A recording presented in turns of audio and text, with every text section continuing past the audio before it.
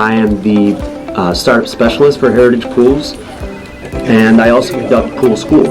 So I install the AOP, set it up for them, and then inform them how to operate, how to use it, and tell them about all the benefits and the great things about it. We offer salt, chlorine, UV ozone. We started offering AOP because it is such a great solution for our customers that want a low chlorine, low maintenance option for their pools that delivers near drinking water quality.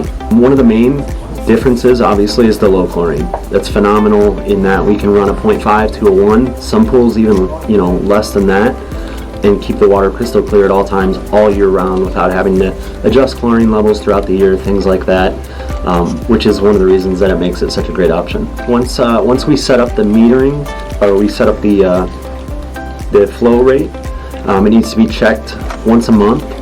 The cartridges are easy to change, not much to it, and it's low maintenance in that regard, in that there's not a lot to do once it's set up for them.